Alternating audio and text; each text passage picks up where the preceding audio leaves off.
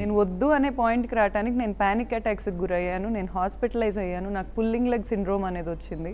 నేను ఒక ఉమెన్గా నా బిడ్డకు పాలిచ్చుకుంటా ఏడ్చుకుంటా పడుకున్న రోజులు ఎన్నో ఉన్నాయి. నా బిడ్డ మళ్ళీ నేను ఏడుస్తా పెరగటం చూస్తే వీక్గా అవుతాడని చాలా స్ట్రెంగ్త్ తెచ్చుకొని బాత్రూమ్కి వెళ్ళి కూర్చొని ఏడ్చిన రోజులు ఎన్నో ఉన్నాయి. తిరుపతి కొండెక్కి ఒక్కసారి నా గురించి నేను మొక్కా, ప్రతిసారి అతని గురించే మొక్కా. ఒక్కసారి నాకు ఈ టాక్సిటీ నుంచి బయటికి తీసుకురా దేవుడా అని.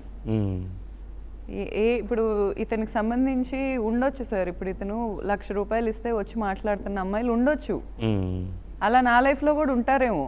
నేను ఎప్పుడు ట్రై చేయలే. నేను ₹1,00,000 ఇస్తాను వచ్చి ఇతని గురించి మాట్లాడు అంటే మాట్లాడే వాళ్ళు ఉంటారేమో. కానీ ఇతను కెరియర్ స్టార్ట్ చేసినప్పుడు ఎలుకలు పడే ఇంట్లో కూర్చొని ఎలుకలు పట్టుకుంటా అతని పక్కన ఉండాల్సిన అవసరం నాకు లేదు సార్.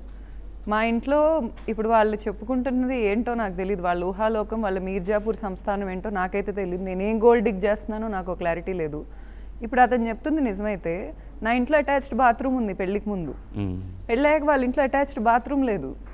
వాళ్ళ అక్క డోర్ వేసుకొని 11 దాకా రాణిలా పడుకుంటే నాకు పీరియడ్స్ వచ్చినా కూడా నేను పైనుంచి కిందకి రావడానికి వెయిట్ చేయాలి, బాత్రూమ్ యాక్సెస్ లేదు నాకు. ఇంత హింసకు గురి చేస్తా ఏంటి సార్ వీళ్ళ దగ్గర నేను గోల్డ్ డిగ్ చేసుకోవాల్సింది నాకు అర్థం కాదు.